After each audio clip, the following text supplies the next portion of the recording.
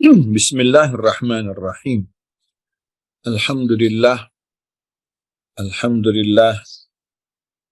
Alladhi arsala rasulahu bil huda wa dinil haq liyudhhirahu ala ad-din kullih wa kafa billahi shahida. Wassalatu wassalamu ala khairi khalqillah sayyidina wa habibina wa syafi'ina wa qurrata a'yunina Muhammad wa ala alihi al-athhar wa ashabihi al-akhyar wa man tabi'ahum bi ihsan ila yaumil mahsyar, amma ba'd.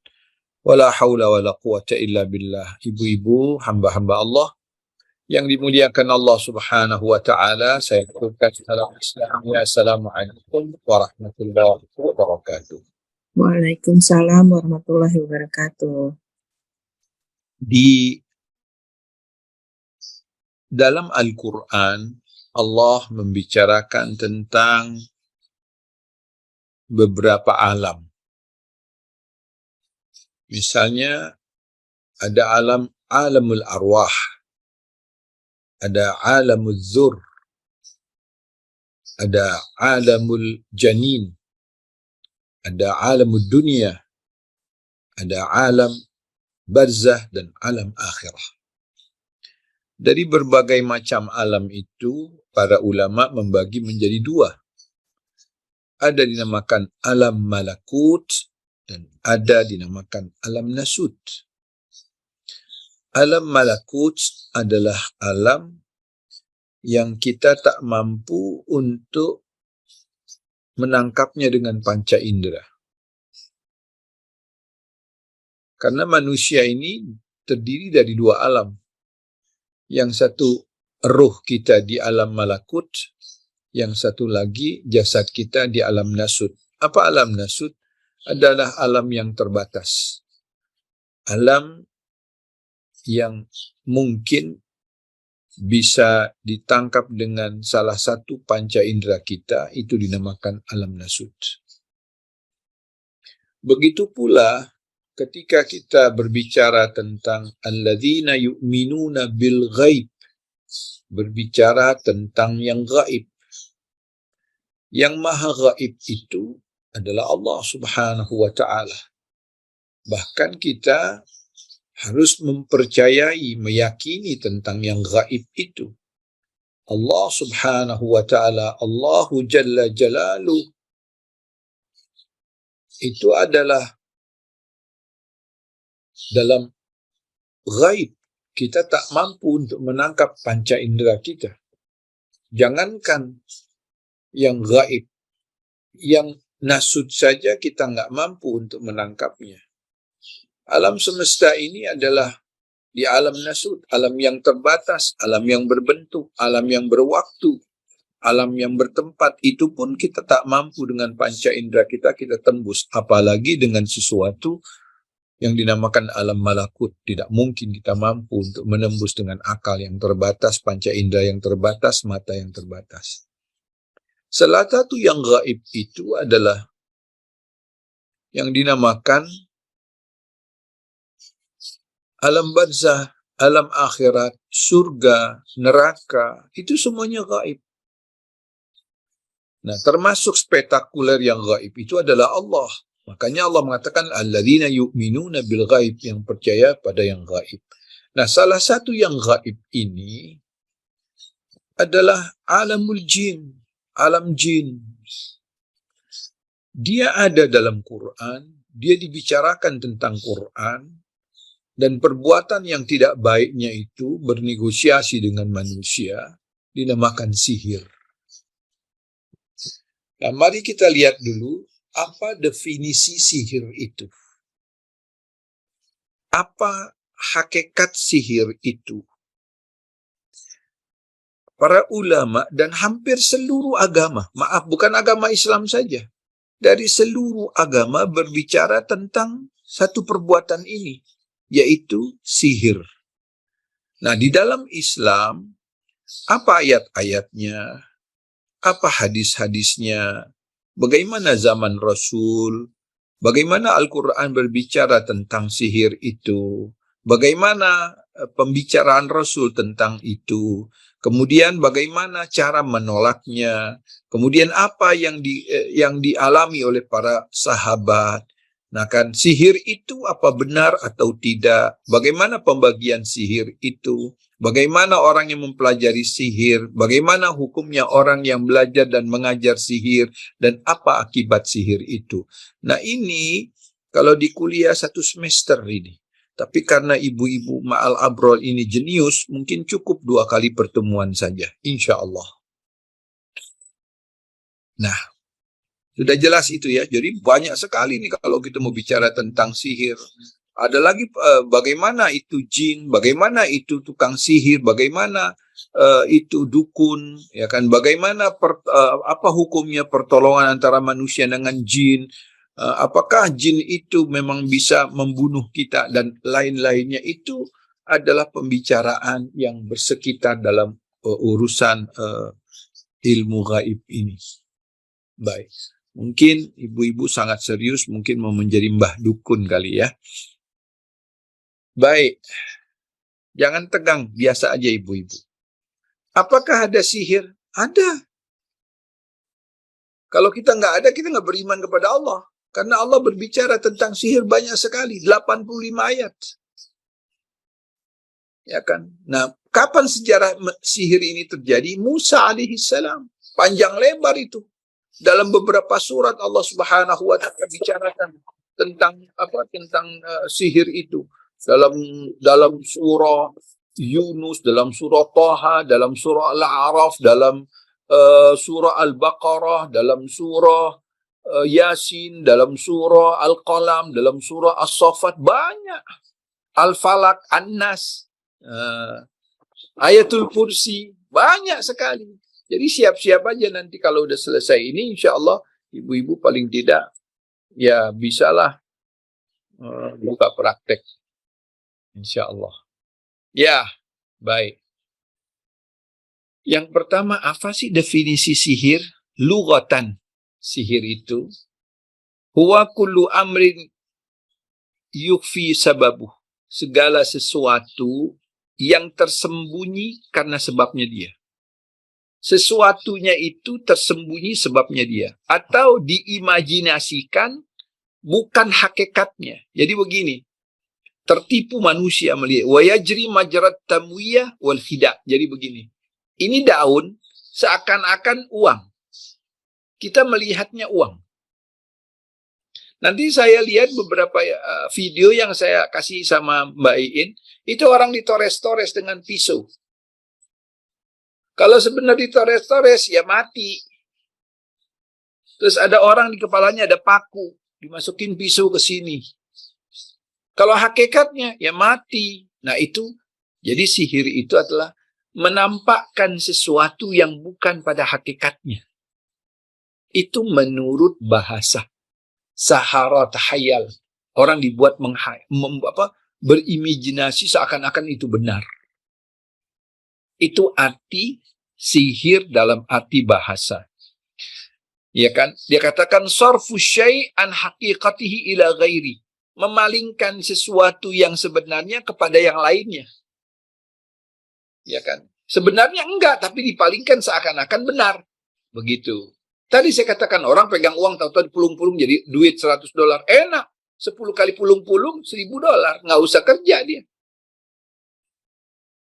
Ya kan? Nggak usah kerja.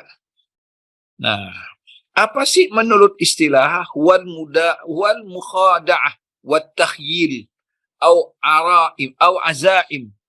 Jadi menurut istilah bahwa sihir itu adalah tipuan atau hayalan atau jampi-jampian atau ikatan yang mempengaruhi satu, badan, hati, ya kan?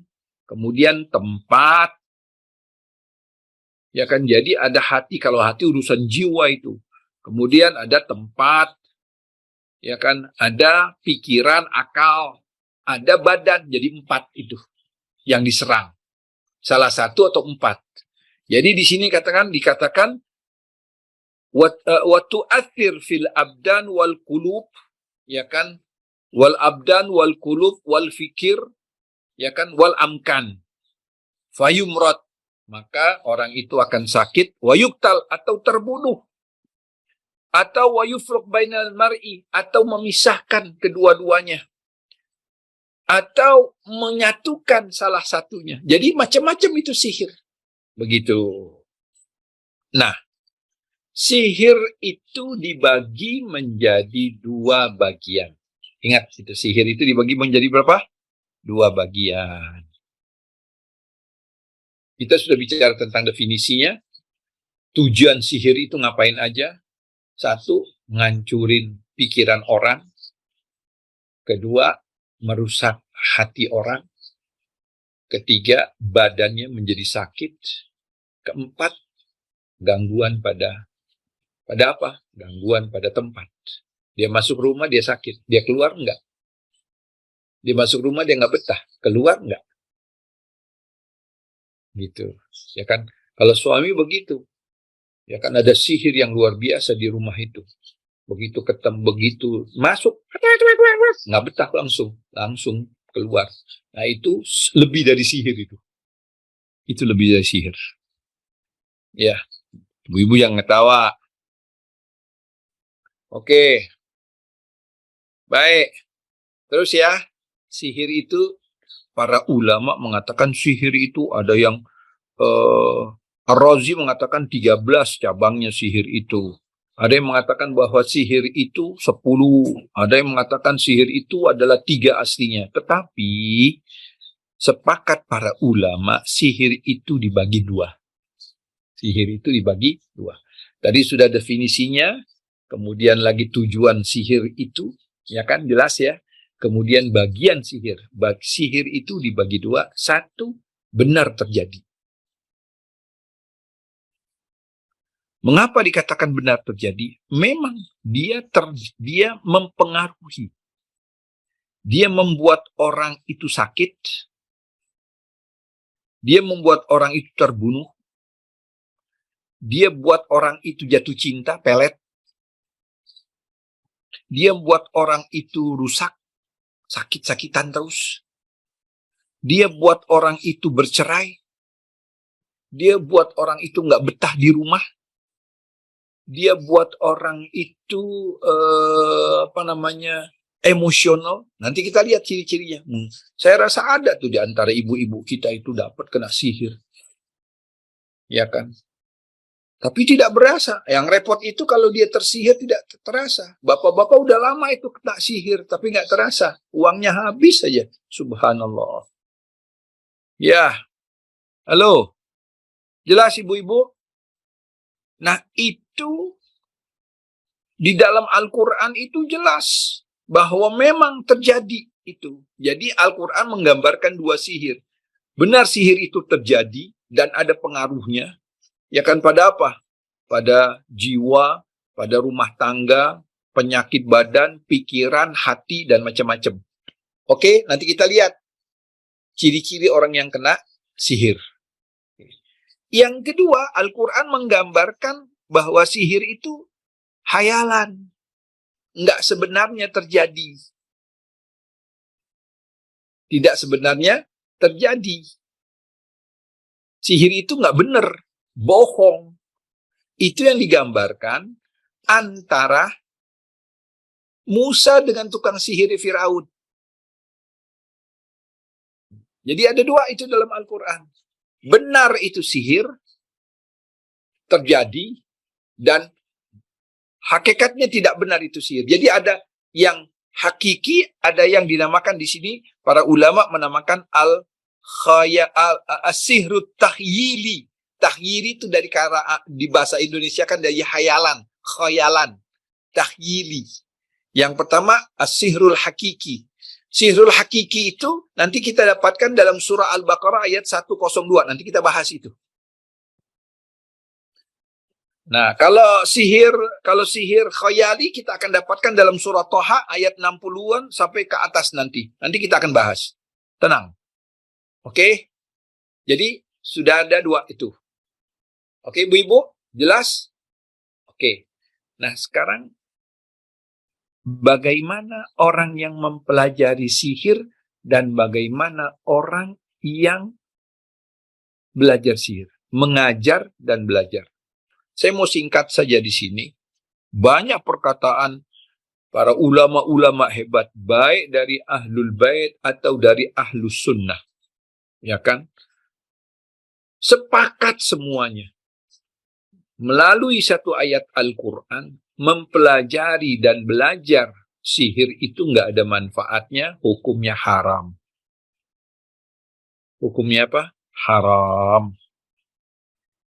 Ya kan? Kalau seandainya tidak haram, mengapa Allah Subhanahu wa taala mengharamkan untuk belajarnya?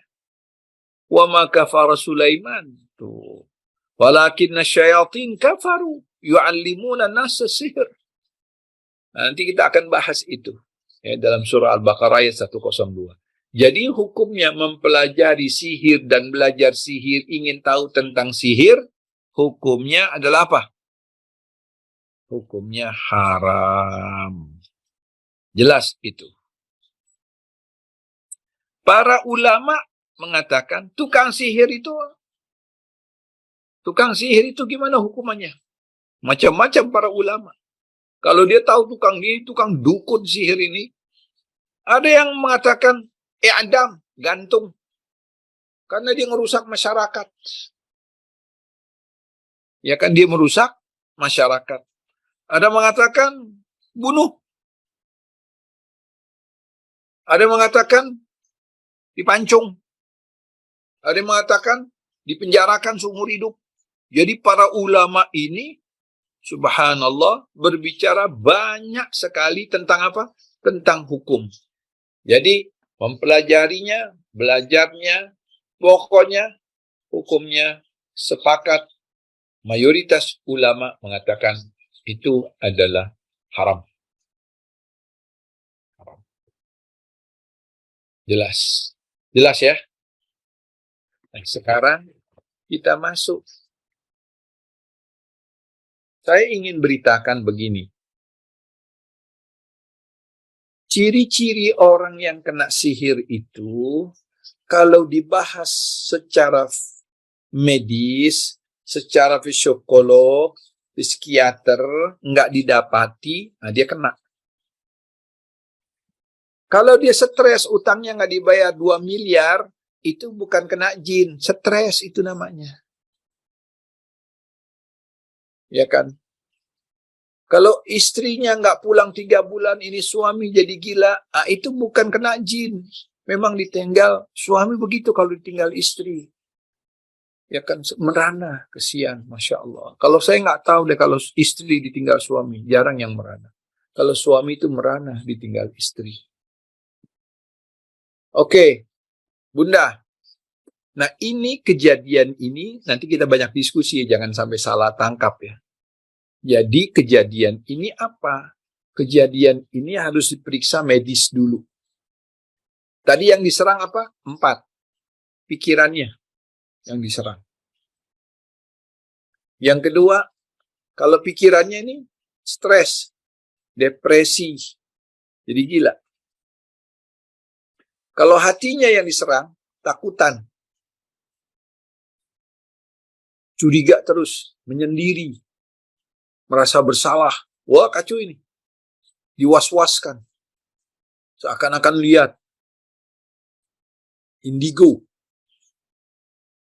Yang ketiga, badannya. Badannya sakit-sakit. Nah, nanti kita lihat ini. Yang keempat, tempatnya. Kalau tidur jadi atas tempat tidurnya. Merasa kayak ditusuk-tusuk. Tidur di tempat lain nggak apa-apa. Ah, begitu. Oke? Belum jelas sampai di sini. Nah, sekarang kita lihat. Baik dalam jiwa atau dalam jiwa itu diserang sama dia atau fisiknya. Contohnya satu begini. Apabila terjadi sesak napas yang parah dengan jantung yang berdebar-debar secara tiba-tiba. Jadi mulainya umumnya itu maghrib. Umumnya apa? Maghrib. Sesak napas yang begitu parah, memang nggak pernah ada dia indikasi asma. Kalau sesak napasnya parah, kemudian nggak bisa napas, memang ada asmanya, itu asma, bukan kena sihir. Ya kan, jantungnya berdebar-debar tiba-tiba. Nggak ketahuan ada apa.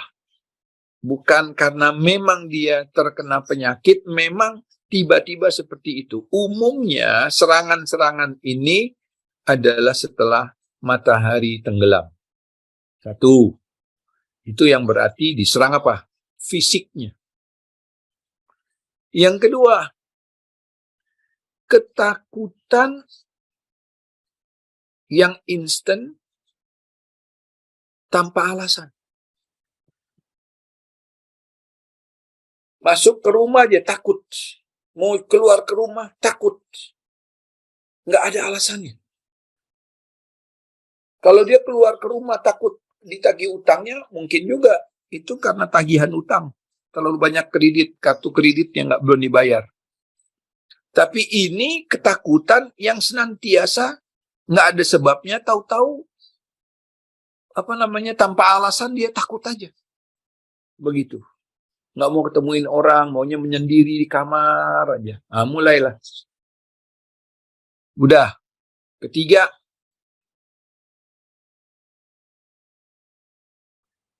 kemalasan yang sangat parah. Walaupun di rumahnya ada orang diam aja. Parah udah. Seakan-akan bawa dunianya sendiri. Bukan autis ya. Ya kan? Di rumahnya ada pengantin, ada apa, dia seakan-akan lain gitu. Dulunya nggak kayak gitu. Ya kan, dulunya tidak seperti itu. Ceria. Ini malas, parah banget. Mandi nggak mau. Umumnya itu, mohon maaf, orang yang terkena sihir itu jarang mau mandi. Nggak mau keluar di rumah, dia maunya remeng-remeng gelap. Nanti ada semuanya nih. Ya kan, jorok bersamanya. Kotor bersamanya. Keempat,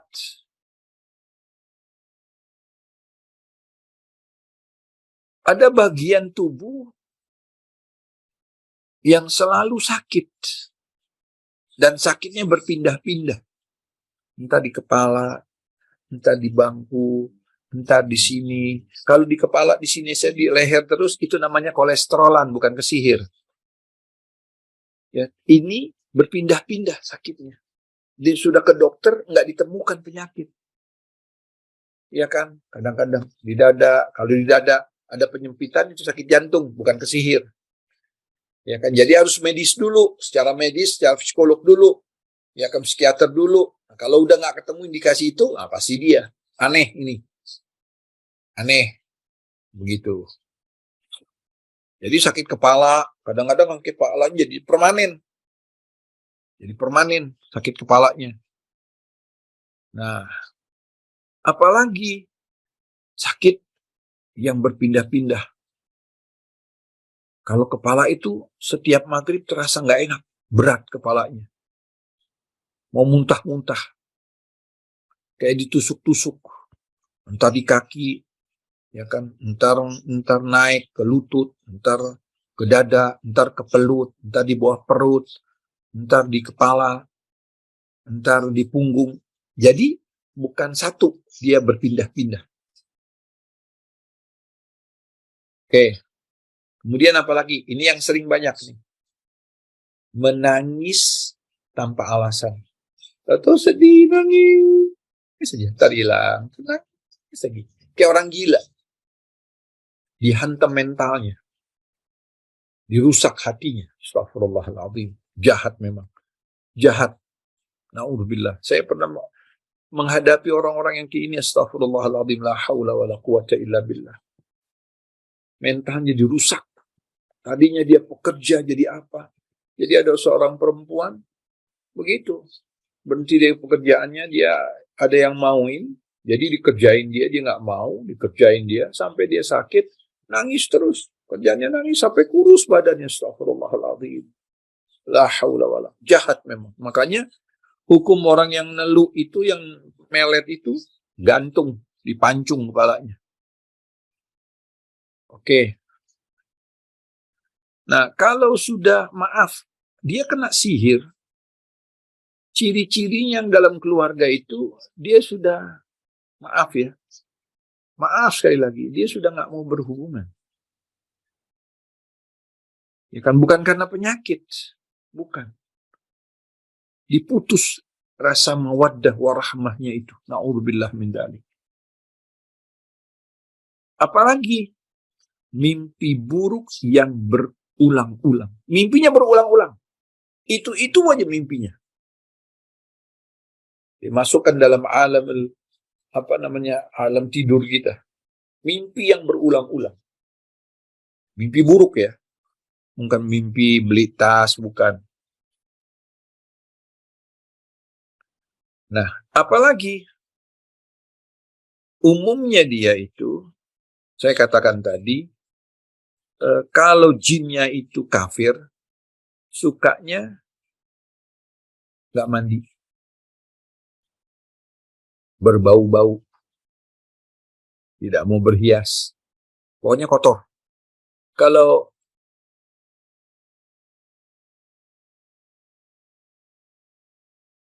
jinnya kafir juga, nggak mau baca Quran, dengar baca Quran pusing, ya kan? Nah, kalau yang lucunya lagi, kalau jinnya Islam, dia biasa sholat, astagfirullahaladzim, ya kan? Jahil memang. Nah, itu ciri fisik dan mental atau penyakit. Jadi 3 itu. Artinya, pikirannya dirusak dan badannya. Nah, ada yang diganggu, rumahnya yang diganggu. Rumahnya. Contohnya apa? Kalau dia masuk rumah itu, dia nggak kerasan. Dia masuk kamar, dia berubah. Masuk aja rumah itu 2-3 hari, dia sakit. Jadi nggak betah. Seperti itu. Atau dia mendengar setiap malam suara-suara di pelapornya, suara buruk-buruk. Nah, kalau itu antara 2. Kalau nggak musang, kalau nggak tikus, atau kucing. 3. Apalagi bawa pandan, itu musang. Tapi kalau memang didak dan nggak bisa tahu yang masuk, buruk-buruk, dia godain kita. Itu baru si doi. Jadi harus kita bisa membedakan secara akliyah. Ada keributan. Ya kan, ada keributan. Kita dengar orang ribut, dengar orang seperti menangis, umumnya menangis. Ada tangisan, ada ketertawaan, ada manggil-manggil nama. Ya kan, Mbak Iin, dipanggil tuh Mbak Iin. Ya kan? Nah, tetapi umumnya kalau orang rumah itu tersihir, kita merasa lihat rumah itu terang, tapi maaf, rumah itu terang, tapi kita lihatnya redup terus, remang-remang. Padahal terang itu rumah, hakikatnya. Redup terus. Terus, apalagi?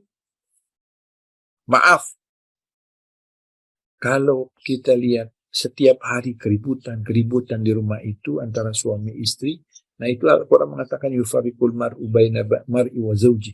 Dia berusaha untuk apa? Membuat suasana itu menjadi rusak. Na'udzubillah min dzalik. Nah, itu godaan-godaan yang terjadi pada apa? Yang terjadi pada fisik, kemudian pada hati, dan pada badan, fisik badan dan pikiran kita, dan ruang lingkup kita. Nah, seperti itu. Baik, kita akan masuki sekarang. Tadi kita sudah bicara definisi, kita bicara tentang bagian sihir, kita bicara tentang sihir itu terbagi menjadi 2, kemudian kita bicara hukum sihir, mempelajarinya, dan kita masuk ciri-ciri orang yang terkena sihir. Nanti kita akan diskusi. Saya banyak ruang hari ini diskusi. Ya, baik. Sekarang tolong buka surah Al-Baqarah 102. 102. Halo, di hotel. Ya Ustadz, siap. Sebentar Ustadz.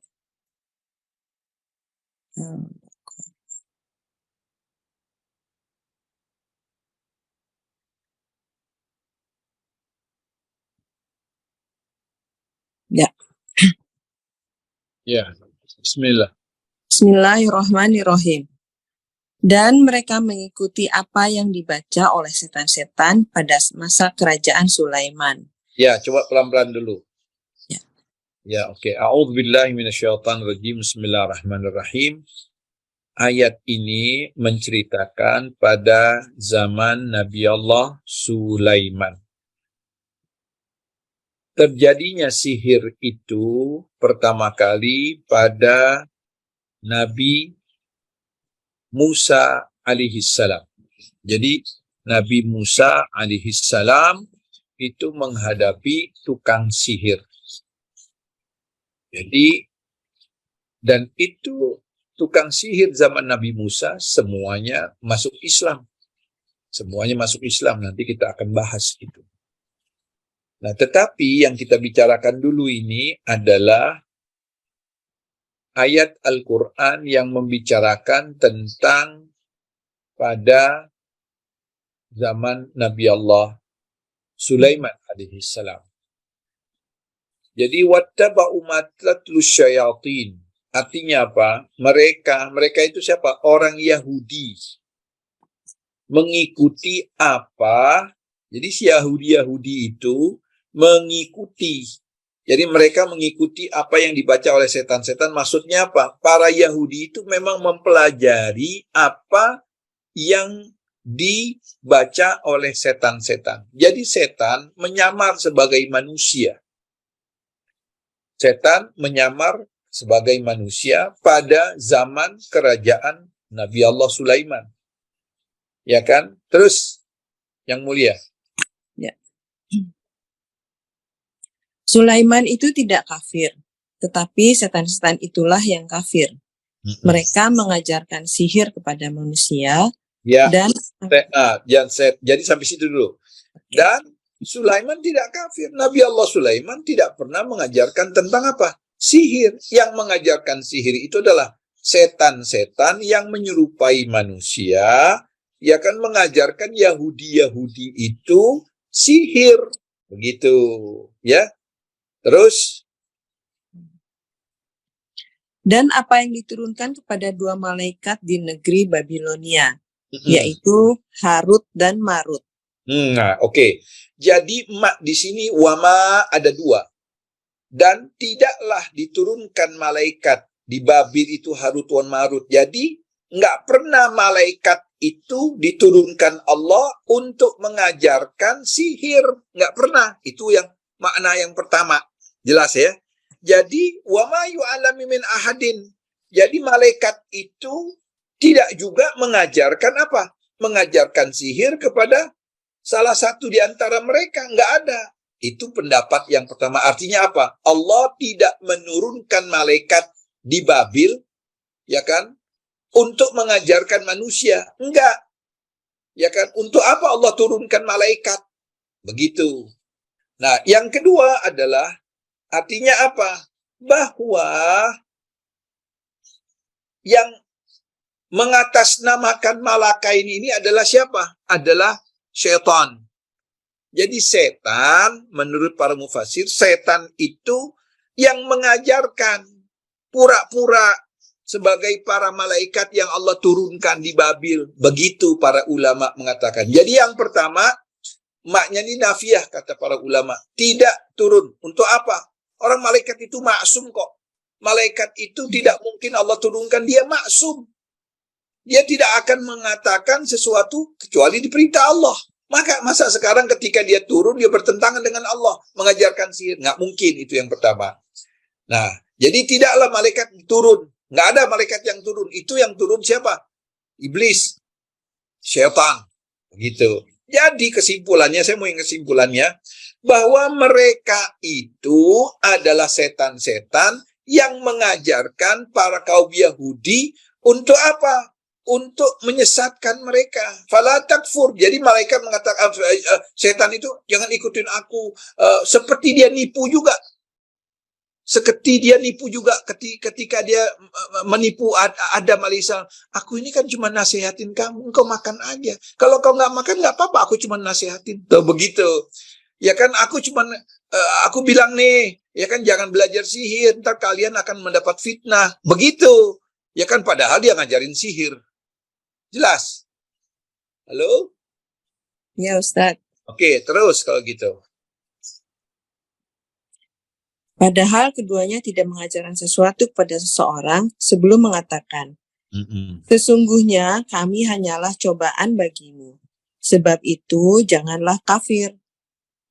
Maka mereka mempelajari dari keduanya atau malaikat itu apa yang dapat memisahkan antara seorang suami dengan istrinya. Ya, masa malaikat mengajarkan? Kan nggak mungkin. Yang mengajarkan itu siapa? Syaitan.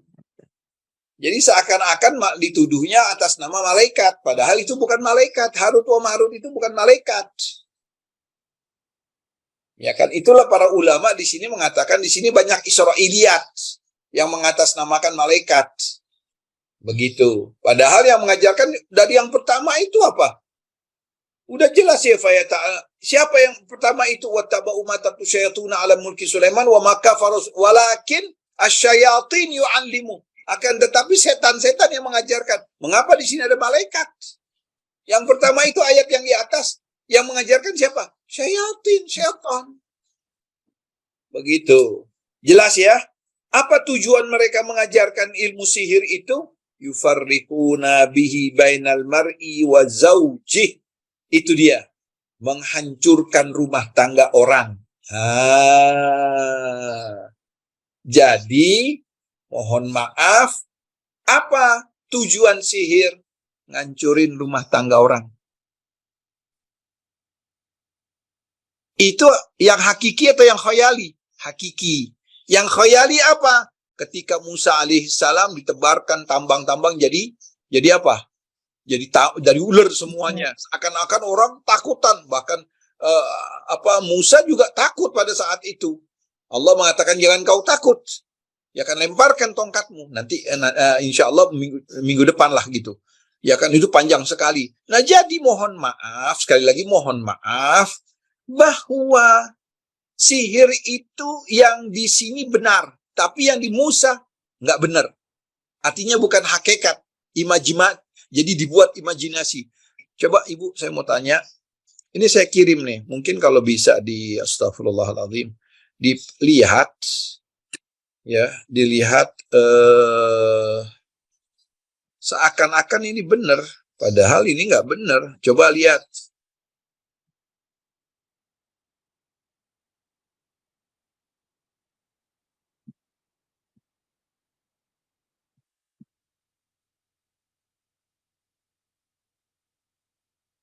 Bentar Bunda.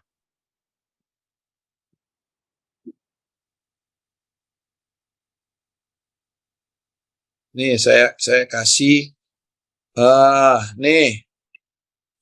Baikin tuh, saya udah kasih tuh. Sebentar, Ustaz. Terus satu lagi biar jelas. Ini khayali, nggak bener. Seakan-akan terjadi, padahal nggak terjadi. Kelihatannya terjadi. Coba tuh. Cobain kasih tahu tuh.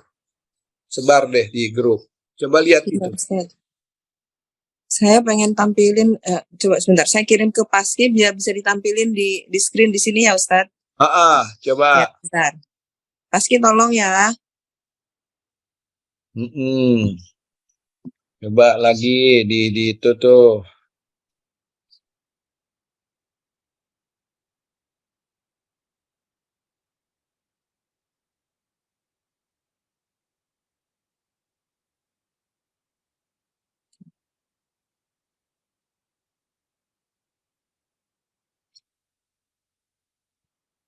Paski udah terima belum?